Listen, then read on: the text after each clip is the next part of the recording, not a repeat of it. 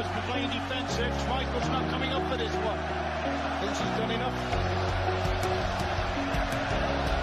Is this their moment? Beckham. Into Sheringham. And Solskjaer has won it! Manchester United have reached the promised land. Oli Solskjaer. 9, 8, 7, That's scored the 6, 2 goals in 5, stoppage time. 4, And the 3, treble. 2, Blue 1. Hello and welcome to the United Community Podcast, and we are back with episode number 8 of the podcast, and plenty to discuss today. Since we've last been on, Manchester United have had 3 games, 2 wins and 1 defeat. Obviously that defeat coming against Aston Villa a couple of days ago, but plenty to discuss tonight. We're going to be talking about Ten Hag and is he doing a good job. We're going to talk about Bruno Fernandes and how much he was missed on the weekend by Manchester United. We're also going to talk about the squad depth and the areas that maybe Manchester United need to buy going into the January transfer window. And of course, probably the biggest aspect over the last few weeks is Manchester United not scoring enough goals. Chances are being created, but we're not converting them into goals. So we're going to talk about that as well. We're also going to have reaction to the Champions League and Europa League draw. If you haven't heard, where have you been? Manchester United have got Barcelona in the last 32. So we're going to talk about that. We're also going to talk about the Premier League in general. Arsenal stay atop. Can they last the pace? And we're also going to talk about Liverpool and whether they have actually turned a corner or not. But again, obviously, we have the usual suspect back again. He's having camera difficulties, so he can't get him up today. But Ricey is back. Good to see you, pal. How are you getting on? Well, Jack, how are you? Good man, good man. And it's good to see everyone in as well, guys. Anyone who's watching, feel free to get your thoughts and comments into the chat as well. It's going to be an interactive podcast here, so feel free to get your thoughts and comments in. But let's get straight into it with Manchester United. Obviously, since we've been last on, they've played 3 games. 1-0 win against West Ham, 1-0 win against Real Sociedad. Midweek, obviously, didn't get top spot in the group, needed 2 goals, only got 1. And then, of course, Aston Villa on the weekend, 3-1, very disappointing result. But we're going to talk more so about Ten Hag and maybe the job that he's doing. And obviously, me personally, I do think he's doing a very good job at United, and improved as an awful lot. But obviously, Ricey, yourself being, I suppose, an outsider, not a United fan, what kind of, I suppose, how is it looking to maybe non-United fans in relation to the job that Ten Hag is doing? Look, overall, Ten Hag has seen to come in and steady the ship. There's been a lot of positives. There's been a lot more positives than there has negatives, as say. He's obviously... Injuries of late and all has been a killer to him because United have a very, very strong outfit. Say they have a very good 11, maybe a very good 10 because they technically don't have a number 9. They do have a 9, but they don't have a very good 9. Like, if United played, they'd nearly go toe-to-toe with anybody with a 1 to 11 if they had their strongest team out on field. Give or take a few people here or there. But I think overall he's doing a decent job. United fans are happy with him. It's not a case of, and you can see as these matches go here, as if you look kind of back on the United matches, like United looked very good against Liverpool. They beat Arsenal. They absolutely crumbled against City. They dominate Spurs, then collapsed to Villa. Like, it's not as if it's a graph going a positive curve. It's going up and down and up and down. But one thing is, it's definitely not a negative curve. Yeah, I know what you mean. Like, and it's something that I did say, even after the likes of the great results against Liverpool and Arsenal and things like that, where it is quite easy to get carried away and get excited and things like that. But I was kind of conscious about saying, look, it's going to be up and down with this manager and this squad more than that. You know what I mean? Because it is. Look, it'd be different if it was a year on from now and this was going on. You're in 5th. You're a couple of points off Spurs there. There would be a few points that would be, there would be a few kind of things that would worry me slightly. Just United are 5th in the table. I have a few things jotted down here. They're fifth. They're minus one goal difference. 18 goals scored, 19 conceded in 13 games, which teams can be low scoring. But you look at some of the teams like Brighton have 22 goals, Fulham scored 23, Brentford 21, Leeds have even 19, Leicester, who are supposed to have fallen asunder, have 23 goals. That's 5 goals more scored more than Manchester United have scored. I know your league position, you're ahead of all them teams, but that can say something in itself. Yeah, I You know know, what you mean. And I think United are in the kind of way when they do concede goals, they concede a lot. Like you see on the weekend, we conceded 3 against Villa. We conceded 4 against Brighton, wasn't it? And, you know, like you take them 2 away. I know, look, it's all in hindsight, whatever. But um, I think the issue is more so not scoring goals. yeah, oh yeah, and I 100% agree. And I think Manchester United know that themselves, and the fans know that themselves. So it's an easy observation for me to pick or to pick on from an offset. But I just think overall, Ten Hag has settled in. Look, it hasn't been smooth sailing, but I don't think anybody thought it was going to be smooth sailing. I don't know what way United fans would have figured if you'd say coming into this international break or coming into this World Cup break, would you take fifth? You need a win this weekend if you want to secure fifth against Fulham. Like, if Fulham actually beat you this coming weekend, Fulham are a point off you. You could be sitting, you could be lingering around seventh. They could be a Yeah, point off you. And I don't think then I know it's only one game, but I do think it's a big game against Fulham. You have to put yeah, this Villa game to bed. If you lose this game going in here to into Fulham, and you finish off two that way, you'll have started your season with 2 bad losses and finished the midpoint of your season with 2 bad losses. Yeah, everything in the middle will be all kind of. You went on a very good run there, but yeah. it just won't be like it'll be a bad finish to the kind of first half of the season. Yeah, and look, and I think it's very easy for fans to look at the negatives all the time, and it's you know I'd be the same after the loss against Villa. It's, oh man, here we go now, you know. But when you look at it, I think it's one defeat in what did the last time we obviously I think obviously the last one was City, but we haven't lost since City. And before that, I think it Sociedad. was it was Sociedad at the first game of the Europa League. So, you know, these little losses are going to be dotted in throughout the season. And we have seen when we Ah, they are. have, you And it's know, that syndrome there, like say Villa just got in a new manager, they're playing for the new manager, there's hype back around. Like it's a terrible time to play a club like that. I know it's no excuse to be accepting losing to him, but you have to remember this Manchester United isn't the Manchester United of old. It's a team that is in transition. In transition. You don't have two recognised fit centre backs at the minute, as in lads are recognised as centre backs, but they're not recognised as your first choice centre backs. Like Lindelof, he's someone we can talk about. Starting to think now, no, he definitely doesn't have a future at United from the outset.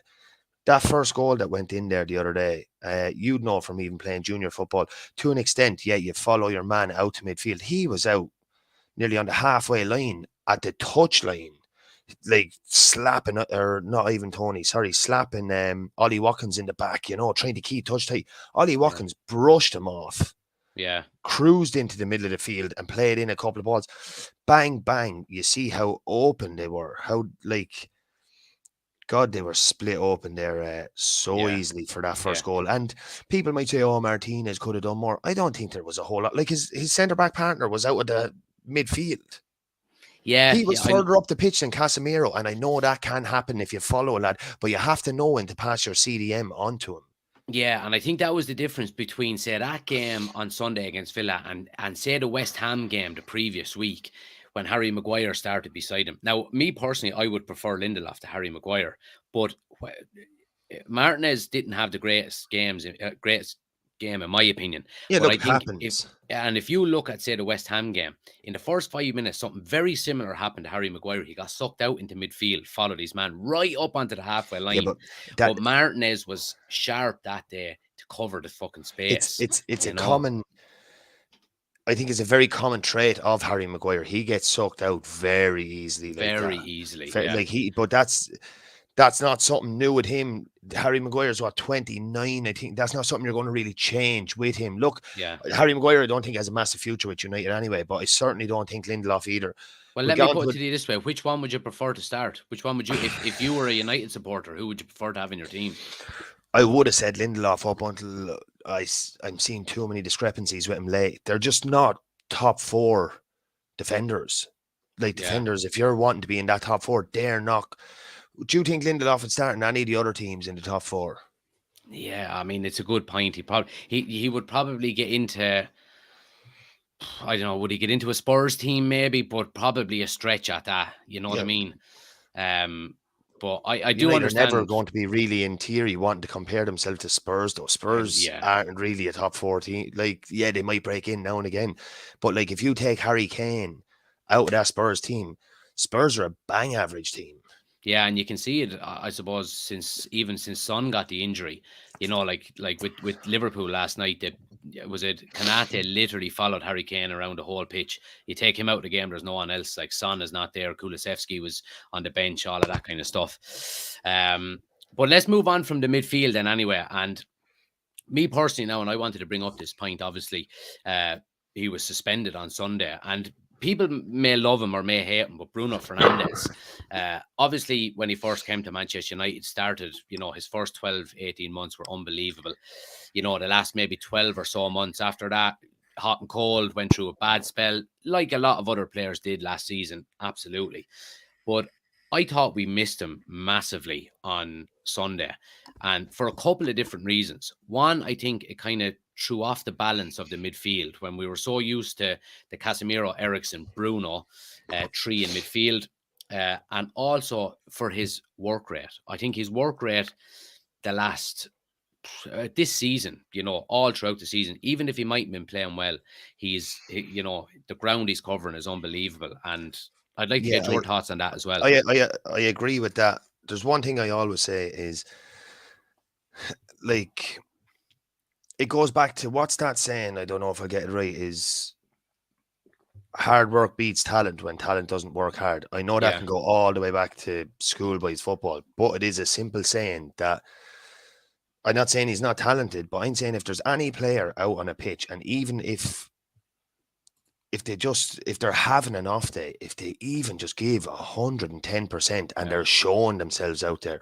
like they're putting themselves about, like literally as anybody would ever describe, whenever Ireland play good or a player plays good for Ireland, this is the kind of Ireland always kind of get put a standard below the bigger teams. They always say he put in a shift. Do you know, like yeah, the likes of James McLean and all, do you know, yeah, did McLean do well last night? Oh, geez, you couldn't fault him. He put in a shift. Do you know, does that mean he played well or what? It's like he ran his, yeah. you know, it means he ran his socks off. Yeah, And well, at least in the eyes of the fans, then yeah, they but that's what I can't. mean. But Yeah, even when Bruno does bad, he sulks sometimes. He throws his hands up, but he still chases down balls like a little dog, like a terrier, you know, just yeah, kind of running around. And I think they did miss that. But if you, it may be hard to believe because United's position, this is in all competitions now, not only in the league, but Bruno Fernandes has created the most chances out of any player in the Premier League in all competitions. Now he's obviously after playing a few Europa League games, so he'll have played more games than the likes yeah. of James Madison or someone like this. But Of the next course, yeah, closest to him is Salah with on 35 chances created. He has 39 chances created. But it shows his importance to that team. yeah, Like as well, when you will just side away from him for a minute. Anthony, he was a loss. Like his flair, his go out on that right wing. I was talking to a Manchester United fan of mine, or a Manchester United friend of mine, and he was saying that he can't, and I was reading this, that he can't understand how, in God's name, that Ten Hag put Rashford out on the right.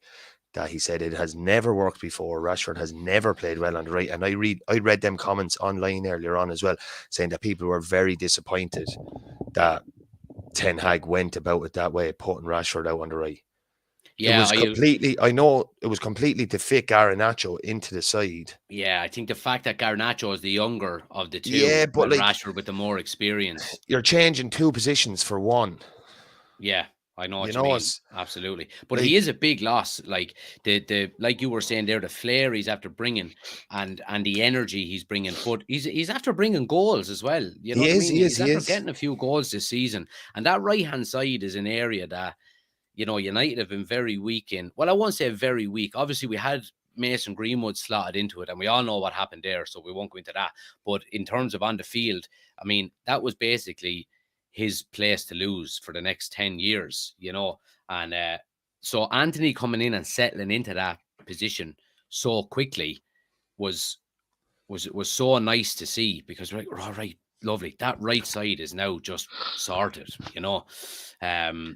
But I know what you mean, and it's and we're going to get onto it now in a second, but and it's a nice segue into it.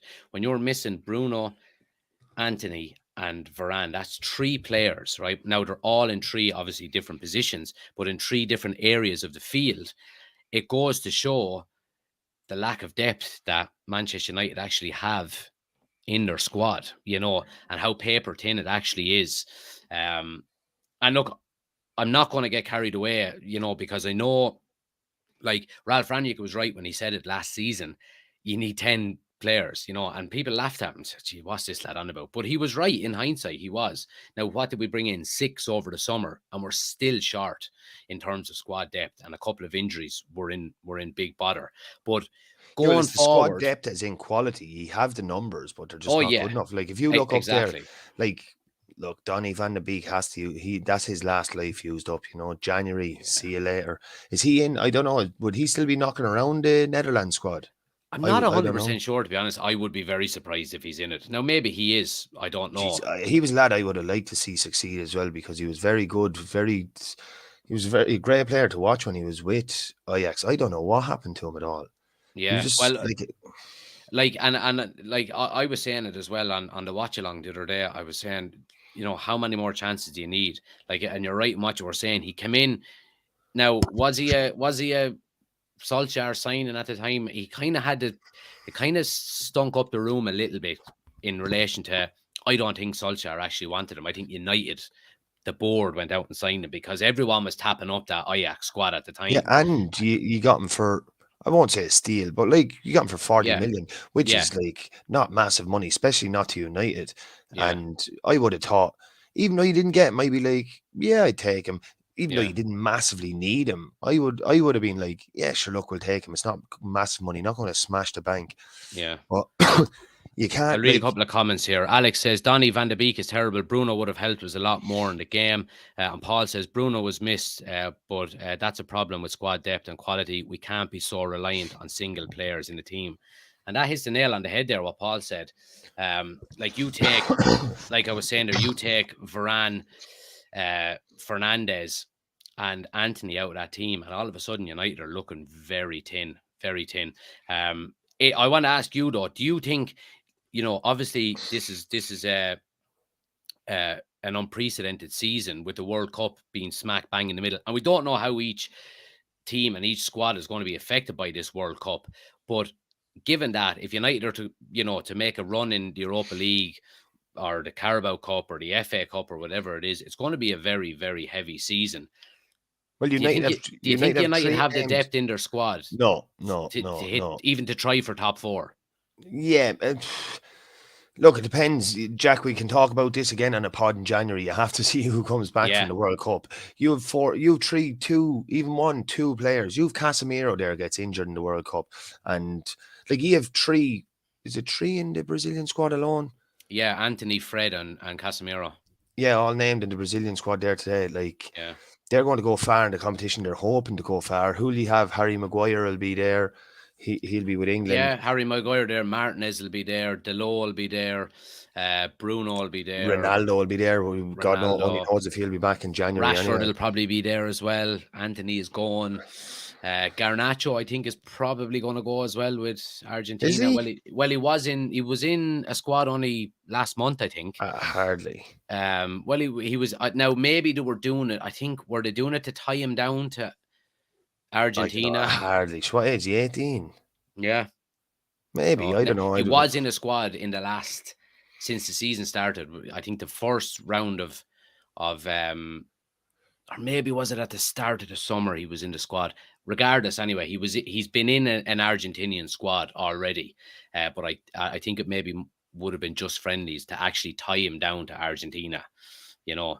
But you're Yeah, right yeah. in what you're saying. There is going to be an awful lot of players that are going. But then if you look on the flip side of that, Jadon Sancho, if he can get his act together, he's not going to the World Cup. Yeah, I don't Anthony know Martial, if what's he the can stay fit, he's not going to the World Cup. look. You And know, Anthony Martial, if he stays fit, he could do a job for you in that 9, even get you through to the end of the season. Like there was goals in him when he was fit, he was doing well, but like he can't stay fit. To be honest, I don't know what the story was with Sancho. Like I don't even think. I think since he's come to United, he's barely shown glimpses of what he did in the yeah. like. As much as you might try, like people like him, he's a likable fella. He's cool. You know, he's like this lad that you want to succeed. You want everyone to succeed, but people seeing how he ripped it up in the Bundesliga, so they know the potential's there. I don't even think he's shown slight glimpses of it. Maybe No, he a hasn't very on odd game on here a and there. consistent basis. That's the Nah. problem. You So know, what good is him coming in against Bournemouth here and skinning a fella and crossing a ball and you great assist, but doesn't do anything else. And I'm and not he's saying he after did that scoring a against couple of Bournemouth. goals, and that's the thing. You know, like he scored against Leicester, he scored against Liverpool. I think he has 2 assists as well. But it's just putting a run of consistent games together.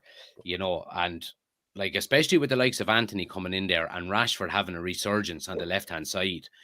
It just to me it just doesn't look like Sancho is up for the fight, really. You know, Yeah, and and look, it's like when good. you're looking at a World Cup year, you'd be expecting lads to be absolutely killing each other. To get this one of the starting 11 jerseys. To try and make that squad of whatever country you're playing for. Yeah, And when it comes to Martial, I mean, Martial, I love Martial, but my God, you can't go along and play that well in pre-season and look so sharp and so good and just tease the life out of us. And then he's played 60, 70 minutes all season. You just can't do that to us. You know what I mean? It's so frustrating. It's so frustrating. I know. What And areas do you think United need to improve in terms of squad depth? If you were looking at it from an outsider, um, do we need to improve? Yeah, or do we? like, Where do we need to bulk up the squad? well, I don't even think you only need to improve. I think you need to get a starting number 9, not like a backup, not a squad depth. You need a goal scorer, 20 goals a season, like more than 20. You need yourself, like, I'm not saying a Haaland because you're not going to come across a Haaland, but like Yeah. So, Liverpool have, for like, example, Alex in the chat there says, he says Gakpo is a necessity in January. Young player from the Eredivisie can play number 9 and on the wing. More goal contributions than Haaland, and he's doing it in Europa too. Depth under yeah, 40 million is a steal. yeah, like this might be only a steal. He's coming from the Eredivisie again. I don't know a whole lot about this Gakpo. I hear a good bit about him. I see he has new cards and all in FIFA, which means that he's currently playing well in real life if they're giving Yeah. him Well, he has informs. nine goals and 12 assists in 23 games or 24 games or Yeah, something but like I that. wouldn't always believe everything, not believe. I wouldn't always buy into the Eredivisie. There was a lad there that Of came before course. Adrian Mutu signed for Chelsea back in 2004, and he Yeah. had 65 goals in 52 games or something up in that league, and he came to the Premier League, and I won't say he was useless, but he just didn't break into it at all. I know then you have the likes of Suarez, who came with a similar record and was unbelievable. But Yeah. there was just other lads. Liverpool signed a lad there, Varnen or someone like that. I think he came from that Yeah, that's league, right. and he had bags of goals. He had 50 goals in 45 games. I just, it's a very difficult league To judge players coming into the Premier yeah, League. yeah. Like, look, the German league seems to be getting kind of similar. Like, I just think the Premier League is such a tough league. It's definitely the best. Look, this is a matter of opinion, but like, it's definitely the best league in the world. I'm not saying it has the biggest. It has some of the biggest teams in the world. I'm not saying they're necessarily number 1 and 2 biggest teams in the world, but if you went like, on the actual the quality of the top 15 teams is better than the quality, I think, of the top 15 in any other league in the world. You get Yeah. into the bottom 5, you're talking, there could be anything. They could range in any kind of Level. level, yeah. Yeah, But yeah, sorry, I kind of got off wondering there. What was the topic we were talking on? Was the player Gakpo or yeah, whatever his name is. I don't even like the sound of the way he says he can play on the wing either. You want an out and out nine. A yeah, lad like straight up through the middle, not a lad that, oh, if he doesn't do it in 3 games, we'll fuck him out onto the wing. Do you know? You yeah, want a lad there like a Torres, like an Aubameyang in his day, yeah. Van like Nistelrooy. even a Van Nistelrooy, Yeah. someone that's there just to get goals, just for goals. Like ideally a Suarez, like, but how often do these come around? That's the thing. Are you going to get a lad? And whatever about trying to get one of them in the summer, trying to get one of them in January is I very know, difficult. but I know. I'm just saying though, that's where I think he mainly need. Next place I'd be going for is a centre back that will start, a centre back for 50 or 60 million that That will will challenge Varane and Martinez. and can start on any given day. Not only a lad that's there for backup for them, a Yeah. lad that you have 3 world-class centre backs that like Varane is a sick note. As much as I hate to say it, like he hasn't played more than he's played this season. Yeah, well, there's talks now that his injury isn't as bad as expected I and that know, he's but actually like going to go to the World Cup, which, I know, as a United fan, I was hoping. I I was know, but hoping. his last injury, like he came back from that, and 6 weeks later he was injured again. So he can come Yeah. back from this. It mightn't be as bad as they think. It doesn't need to be a cruciate rat, and all it needs to be is a little hammy strain or something. And he's And gone he's for missing for 2 or 3 games 3 or 4 weeks. again. Yeah, Yeah, yeah, like, yeah. and then that's breaking up the whole rhythm of it. And you're constantly bringing back in, you're going back to Maguire or you're going back to Lindelof, and you have no real choice there but to go back to either of them.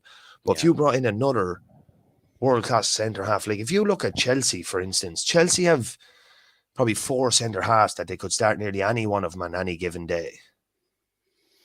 Yeah.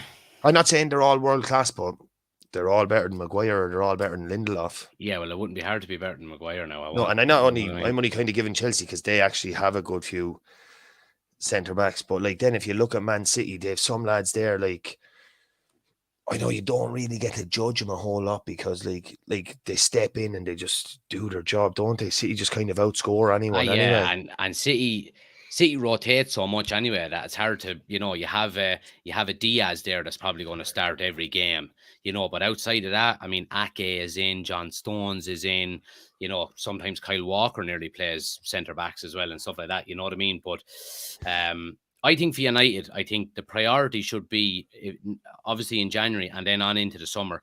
At number 9, I agree with you, is number one priority is a centre forward, has to be. I think I agree with you in terms of a centre back as well. I think we need another centre Right midfielder. back. Yeah, I think a right back is. Cover doesn't necessarily mean to be a starting right full, but good quality cover right full that can come in because all it takes is an injury to Dallo, who's doing very well, Yeah, he but it is. just takes an injury to him Yeah. to realise that you're back in with Spider there. Aaron Wan-Bissaka, like Yeah. Yeah, and look, and that's it. So right back, centre midfielder, and centre forward. And I but what think kind of centre midfielder? You're looking for Frankie again, like yeah, well, I think like a Frankie can play. Frankie can play nearly as a 6, 8, and 10. You know what I mean? Now, obviously, he's better at certain aspects than others. I wouldn't be surprised if United go back in for him again.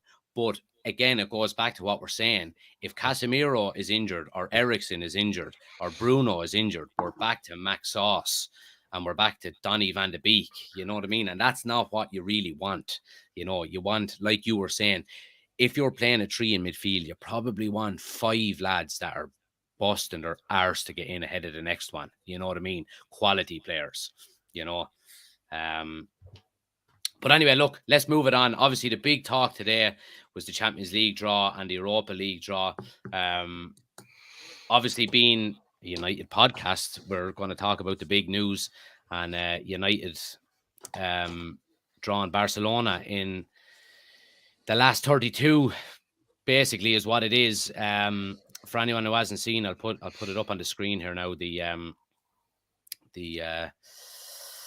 Europa League fixture list there for the last 32. Obviously, Barcelona and United is a standout one. say Barcelona are that's current. copyright, is it? That's Sky Sports News, man. Are But you allowed? You allowed to use this? You're giving them royalties. I have to start earning some royalties myself before I pay them out.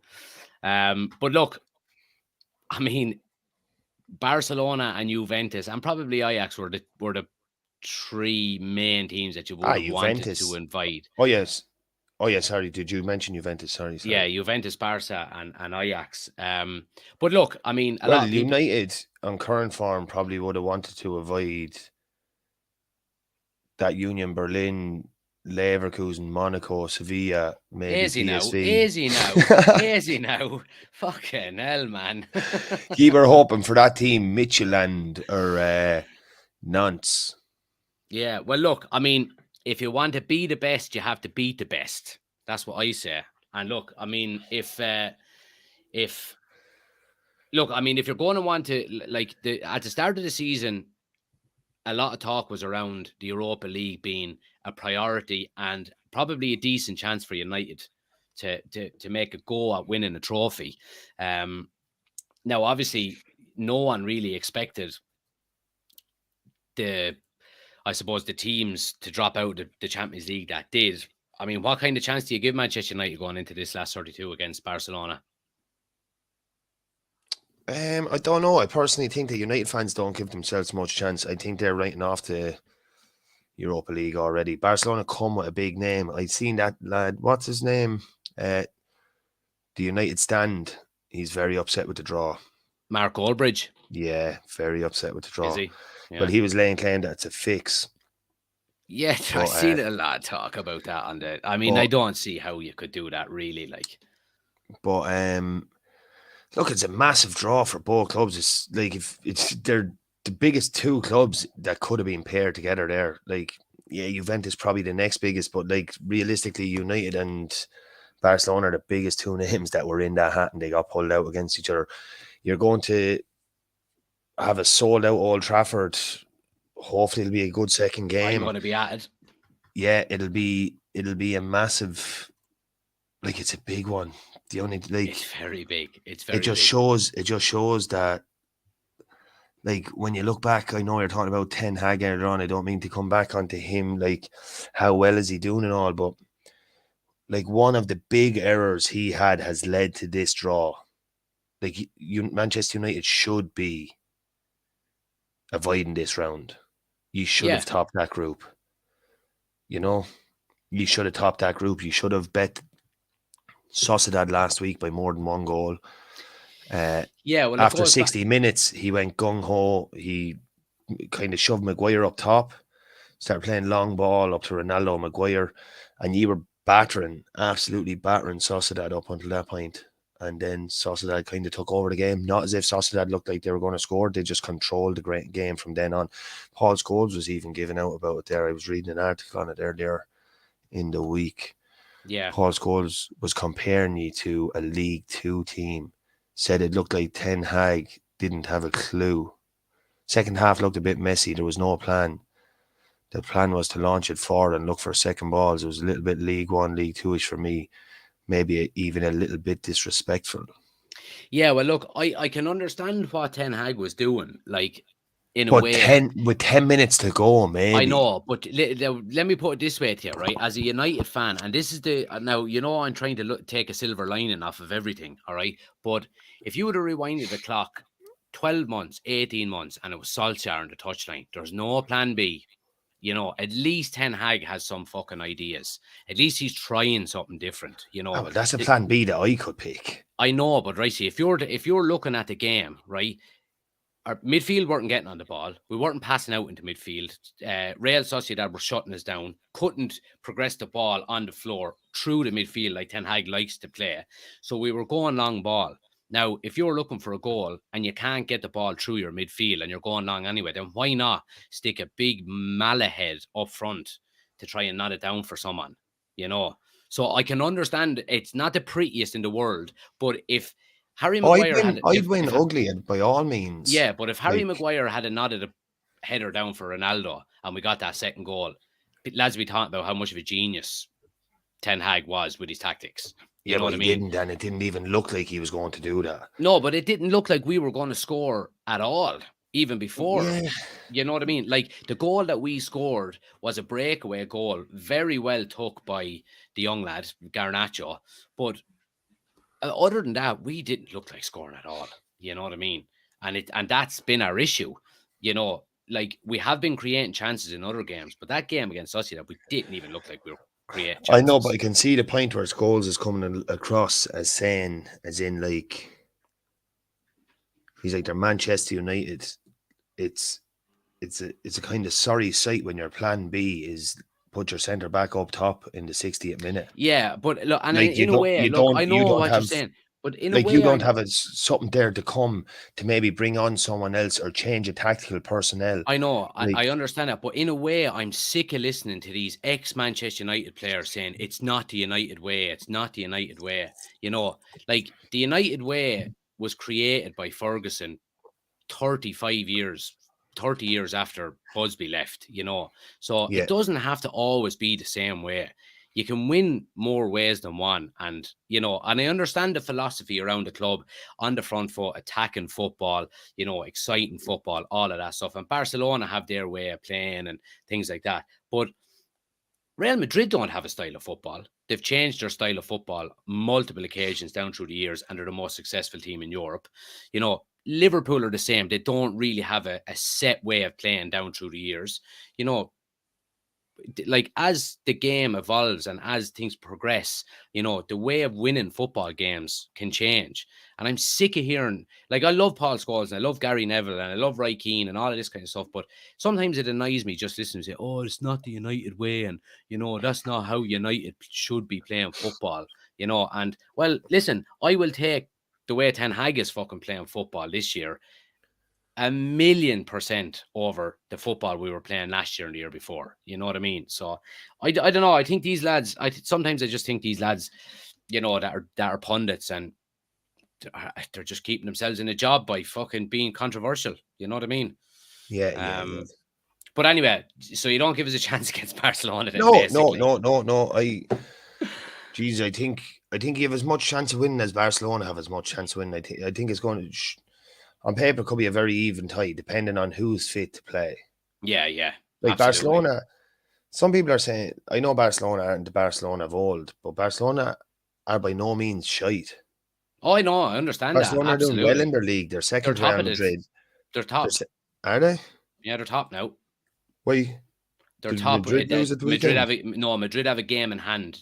Barcelona are 2 points ahead. Let me put it up on the screen here. Barcelona are 2 points ahead with a game extra played. No, same games played now. You're right. Madrid must have drawn at the weekend or something. Yeah, there we go. Yeah, Madrid drew with Girona or something. Yeah, so look there, you know, they're still, like, for a team that aren't supposed to be doing great. I know they fell out of the Champions League there, but yeah, they're done really poor in Europe, but they're doing quite well domestically. You know what I mean? And that was very strange. What's the story with PK just well, do you know what? I have a, you know, and I was discussing whether I was going to bring this up as my whale of the week, but I decided to go with someone else. We'll get to that at the end of the podcast. But Barcelona were nearly going to be my whale of the week because I have a feeling that they pushed PK out that door because I think they owe him something like 12 million in wages this year, and he has one more year left on his contract. And if he stays, they owe him 14 million or something crazy, like Barcelona of 3 years ago kind of money. And I have a feeling they just put too much pressure on him to leave. Just like who retires in the middle of a fucking season? Like who retires and they're saying, I'll play me last match on Sunday, and they start that match, like, you know, start that match and get a rating of 7.9, play 85 minutes. And now he's just gone from somebody that's playing at the highest level there now. Well, one fairly high level, playing the La Liga, and now he's just retired. Like tonight, he's officially a retired player. It's not even as if he's just leaving the club to move somewhere else. He's resigned from football. It's crazy. It's crazy. Maybe it's personal life or something. It could be. Yeah, it could be. But like, I don't know. I think Barcelona's dirty hands are all over this. You know, seeing what they've done in the summer, trying to push the likes of, you know, De Jong out the door and, you know, letting players go on the cheap to free up money. Like, this is a club that in the last 15 years actually paid UNICEF to have the sponsor on the jersey. You know what I mean? That's the kind of philanthropy that they were doing. You know, one of the richest clubs in the world, and to go from that to where they are now, I think they deserve everything they get, and I hope we fucking hammer them in the Europa League. Look, it because makes for an interesting tie in the Europa League anyway. Yeah, it Because does. this round, like, there's not a whole lot going on there in that round anyway. Like, No. Let's talk quickly then as well about the Campo. Champions League. I'll throw it up on the screen here. Obviously, look, there's been some decent ties. Obviously, the main one is the Scousers, and they're coming up against Real Madrid, RB Leipzig, and Man City is another one. Spurs and AC Milan. PSG and Bayern. PSG, Bayern. I mean, Dortmund and Chelsea, I think, is going to be a great game as well. I think all of them games are maybe obviously Bruges and Benfica would be a bit of a boring one, but I think everything outside of that, I think it'd be a good game. Well, there's an interesting team in every tie, realistically, you know. Yeah. Like, look, Man City again, Leipzig ain't going to cause them many issues. Benfica are flying it in the Portuguese league. I would imagine that they'd get past Club Brugge. Liverpool, Real Madrid. I know straight off the bat, everyone's going to be like, "Oh, Real Madrid are going to do it. That'll be Liverpool out." There's always cracking games between them. Yeah, that's definitely tied around. Like the next game, AC Milan aren't what they used to be at all. I don't think that Italian league is really what it used to be anymore. No, I think that game's fairly flat to me. I think Tottenham play horrible football. Yeah, with some great players in their team, but just horrid football. I don't think that'd be a game I'd be excited to watch. Frankfurt, Napoli, that wouldn't really bother me. Either of them could kind of win that. Napoli are flying it in their league, but Frankfurt are a stickly side too. Dortmund, Chelsea, it really depends on what team Chelsea pull out. Like Chelsea are whatever about Manchester United season kind of being hot and cold and having a good result and then a bad result and then 3 good results and a bad result. Chelsea is worse this season. Yeah. Like they have absolutely no rhythm to their season. Well, it's weird how this narrative is after popping up, because up until before the weekend, Potter only lost 1 out of 7 games. Yeah, and now I'm not putting any of the blame on him. I'm just saying like the Chelsea team, the Chelsea squad is just like a squad that's all over the shop. It's like as if a 15-year-old lad is on Championship Manager or Football Manager, you know, and he's like, I want to sign Sterling. And then he's like, oh, look, I can get Aubameyang there for 12 million in the middle of the season.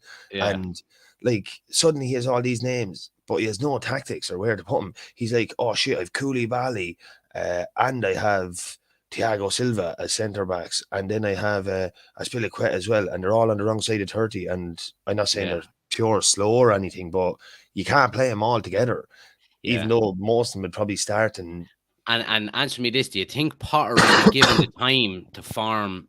You know, will he be given the time to buy his own players? Because this is obviously not his squad.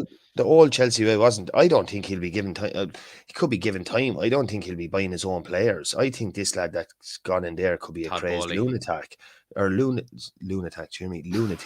Like that. He's like, it was definitely him that went out and was like, yeah. Oh, what do you mean? We can get Aubameyang. Of course, get Aubameyang then. Sure, he's deadly. And somebody be like, he's 33. So he's deadly. Yeah. You know, and he's like, for what? 20 million is all. Get him. Do you know, like, that's the kind of vibe that I'm getting off him almost. Yeah, but sure, you could see when he first came in, he wanted Ronaldo straight away. You know what I mean? As his marquee signing. And it just goes to show probably the short-termism of his thinking. You know what I mean? And I know Chelsea have a history of, look, Roman Abramovich was very successful owner, as in he sacked managers, but managers he brought in, one of them things, like who was it? Was it Di Matteo? Was that his name? Yeah, not Di Matteo. Di Matteo, yeah, he won the Champions League. Won the Champions League, sacked at the start of the next season. Sacked before Christmas. And like, if I was to look at it, I'd say harsh, but it was the correct thing to do. Yeah, no, because that was Di Matteo. So what's he done since he wasn't a great manager? Yeah, he won the Champions League, which was an unbelievable feat. But like, I'd say it was more down to players than his actual tactics. Yeah, I know, absolutely. I agree with you 100%. It was just kind of a fairy tale thing. Written in the stars, kind of. Yeah, the same thing happened with with Leicester and what's his name? The man, Leicester's man, Ranieri. Ranieri, when they won the league. He was sacked the following season. You know what I mean? It was just one of them things that, I think regardless of who the And he was manager sacked from about was, 4 jobs since. yeah, exactly. So I think they're kind of one off kind of things. But Yeah, yeah, I so mean, look, go on. no, I don't know where, like, I just don't know what Chelsea's story is really. I really think they need a clear out. I know they only signed half them players, but I just think they have They some seem to have fantastic players, but like a yeah, but lot they of seem to have a individual lot of players. similars. Yeah, like a lot of their players seem like too similar to another player.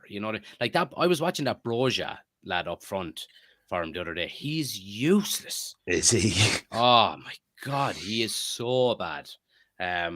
Like Aubameyang got the curly finger after 60 minutes. You know what I mean? And they brought on this lad. I swear to God. I You, seen that the centre half that Gabriel tweeted something, nothing yeah, personal, but not yeah. London is red. London is red. Yeah, I Wait, is seen that it. what Aubameyang said that when he went to Chelsea? Did he? Could have been. I Nothing. think there was some kind of build up to the game on BT Sports where, the kind of montage comes up and they do Yeah, some kind of camera work before it, and part of it was Aubameyang saying London is blue. You know what I yeah, mean? not So, personal or something, but but anyway, London is while we're on blue. to Arsenal, there, let's talk about him. Obviously, a good result for him against Chelsea, and the more the weeks go on, the more they're making me look like a mug. But they stay atop. And obviously, the big question is, can they last the pace? I think everyone is asking this Well, question. look, you asked this question 6 weeks ago. They're still here. You can't doubt them for now. But as I said earlier, every team has to see how they come back fixed from that World Cup. Yeah, A big thing now for Arsenal is their centre half. Gabriel did not make that Brazilian squad, it's so huge. he'll be fresh on his return. Gabriel Jesus did make it, but how much he will feature, I don't know, because that's just such a star-studded Brazilian lineup.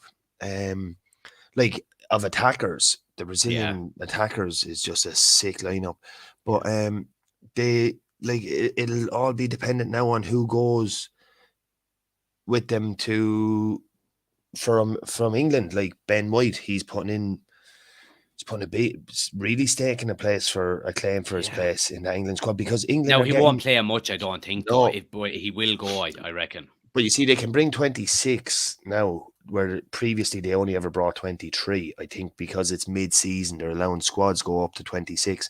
Yeah, And as far as I'm aware, Kyle Walker is out. Who's the other right full? Reece James is out. Reece. Yeah. Now there's talks of potentially him being back in time, but I don't know. Kieran Trippier, he'll surely go Oh, because I'd say the way they fancy, like, Southgate loves him. yeah, and like Southgate didn't even bring Trent to the last tournament, so I can't Do you think see him. Trent will go? I think Trent will go, but I can't see him starting Trent. Yeah. I'm not saying Trent isn't good enough at all. I just the way they view Trent, I don't think they will. Like he doesn't play him really at all.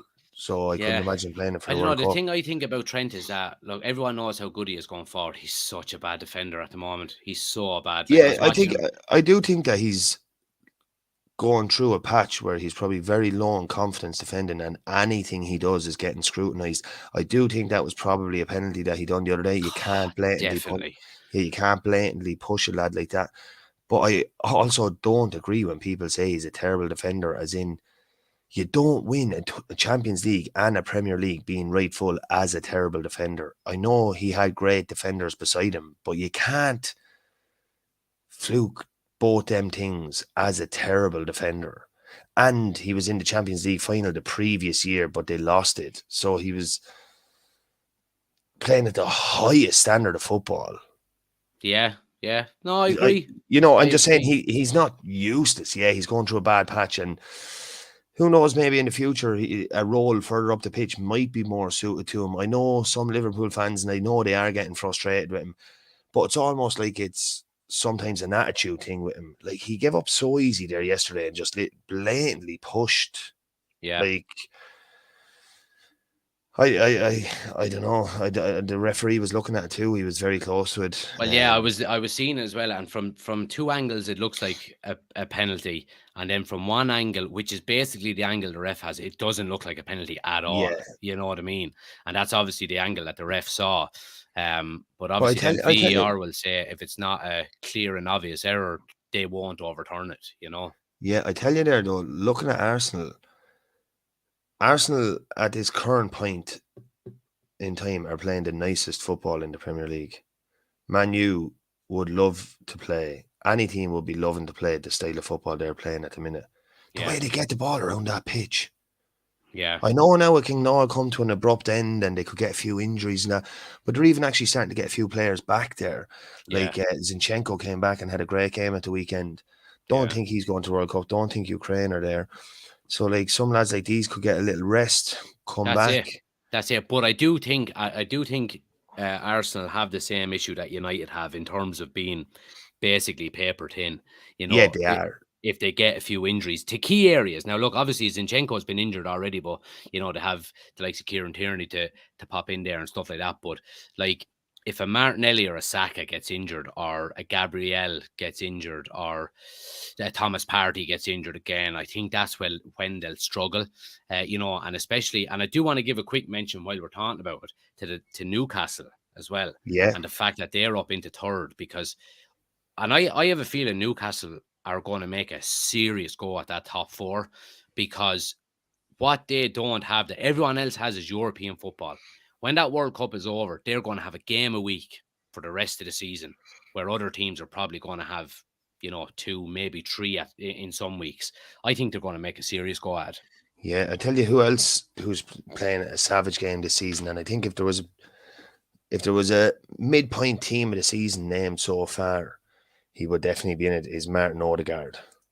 Yeah, he's He is quality. an absolute baller. Yeah, he's quality. He is. I do He like him. is. Well, I like him as a footballer, not as obviously I don't like Arsenal, but He's a sicko. but he Like makes them tick. You know what I mean? It's that he bit of is. I thought it was a creativity. strange one when he was named as the captain, but who has been unbelievable for them this season. Definitely, probably top 3, 4 players. Xhaka, Mm, he's been phenomenal for him. yeah, he has. He has. He's And scoring just goals as well. Like, yeah, then you get on to Newcastle, who I don't know what the story will be with Newcastle. I don't know if like Eddie Howe will be the long term successor for them. do you not Doing think so? unbelievable now. No, I'm not doubting him. I'm just saying I have a feeling he he might. could be He he could. could be the Alex Ferguson of Newcastle. He could. And it'd be great to see because I'd rather that than all Yeah, foreign in and managers out. coming in like them, turn around and going, "Oh, look, you brought it as far as you can, and we want Carlo Ancelotti now." You know that way. Yeah, Like, yeah. Get it's Jose in.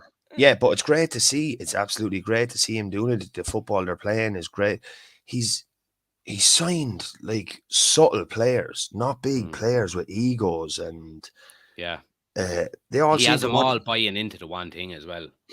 He has them all buying in like that. Like when you look at it, like Trippier was what signing. Like when you just think if you're like, why if being United or someone. I know now Dallo is doing well now, but looking back and he'd be like, why didn't we just push that bit Well, harder and yeah, give but that see, 20 million for him? yeah, well, see, the thing It's about it easy was, saying now, like yeah, United were in for him, yeah, they were, yeah. but Newcastle just gave him a sick deal. You know what I mean? And United were like, we're not giving that money to a. It was just when the new board was coming in or something, was it? Or no, maybe it wasn't. It was actually the old board. But I think even at that, they kind of gawked at and said, no, we're not matching Newcastle's price there. No way. You know what I And at mean? the time, you were kind of like, we have Dallo and And Wan-Bissaka, yeah, we're just you spending know. 50 million on Wan-Bissaka. We can't do it again. You know what I mean?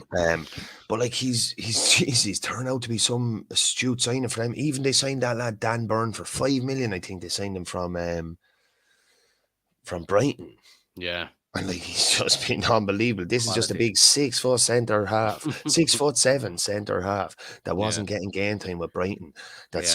they signed Matt Target left full from that wasn't getting a game at Villa. And Yeah, it's sure, crazy. probably one of their best signings of the lot was that Bruno. How do you say it? Ramirez? Is it? Yeah, I'm going to try it. But He he's in gets the me as well. he's in the Brazilian squad now. Yeah, yeah.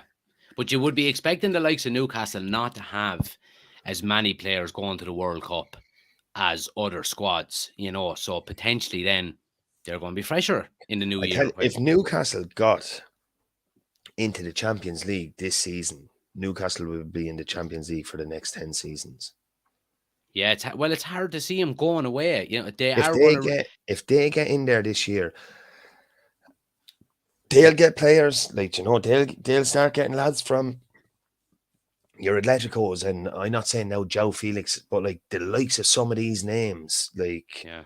I know they don't need the big names at the minute, and it's kind of good the way they're going for it. Well, they're buying smart. That's the one thing I would say. Like, if you remember when, say, Roman Abramovich took over at Chelsea, all of a sudden, within the space of 18 months, there was 16 or 17 new signings. You know what I Oh, you mean? and Like, Damien Duff, Arjen Robben, yeah, Shevchenko, Hernan Mutu, Crespo, Crespo. Adrian Mutu. They signed Yeah, their man Jeremy from that's right. Middlesbrough. They were just taking everybody's best Everybody. players there. They Yeah, signed one Saba Veron there from Manchester that's United for right. 40 million. Yeah. But when you look at it, I think Newcastle are doing it a bit smarter like that. Is they're buying smart, but I do agree with you. I think like no one expected them to be where they are. Now maybe they won't last the pace. Who knows? But people weren't expecting Newcastle.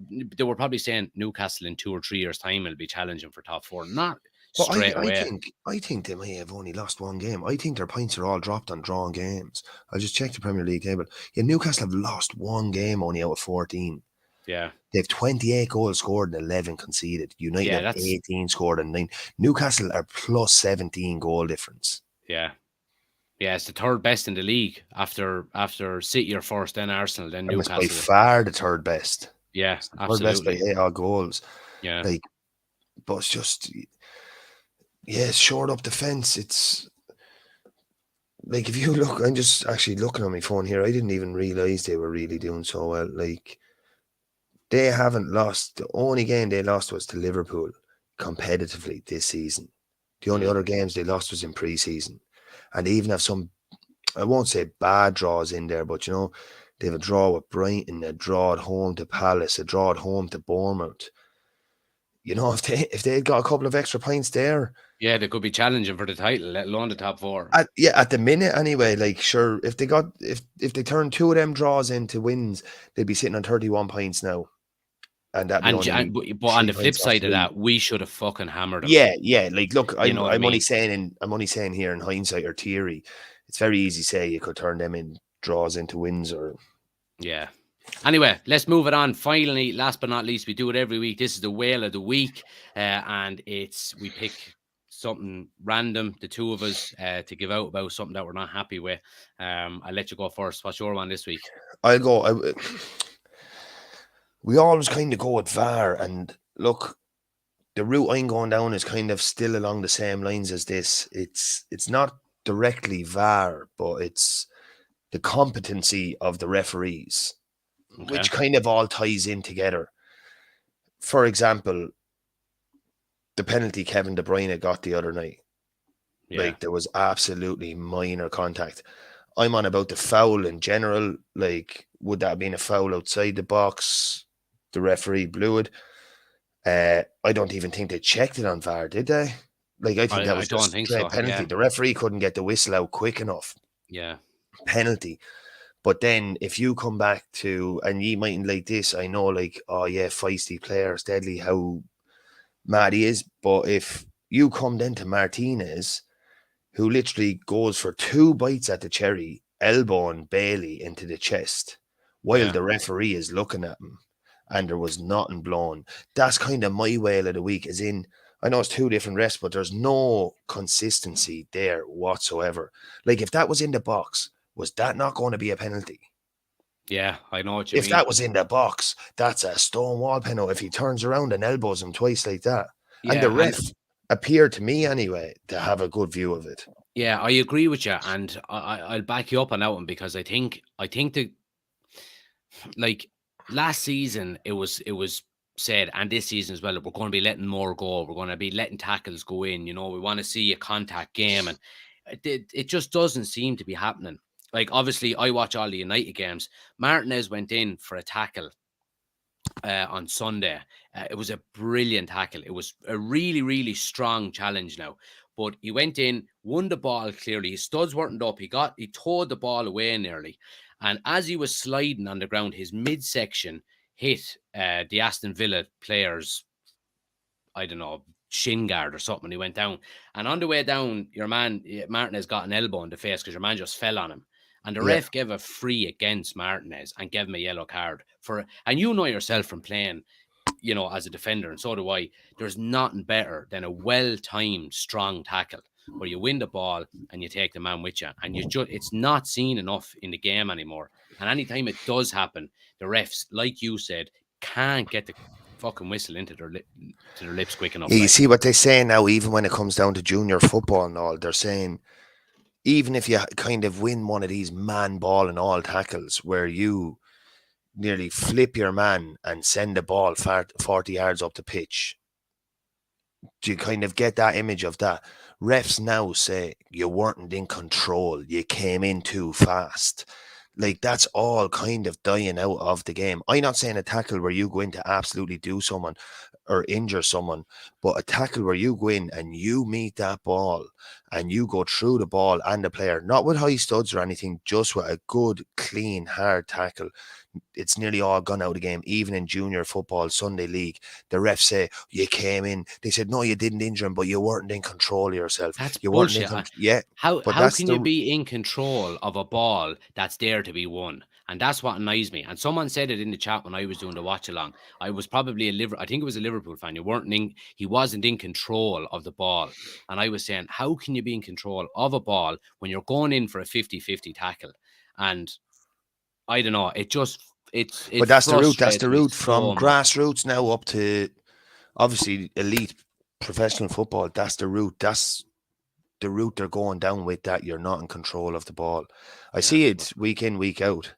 Yeah. Well, it annoys the shit out of me, so it does, because I don't know. There's nothing better than a good, strong, well-timed tackle, And where are we going to finish? Are we going to end up playing basketball?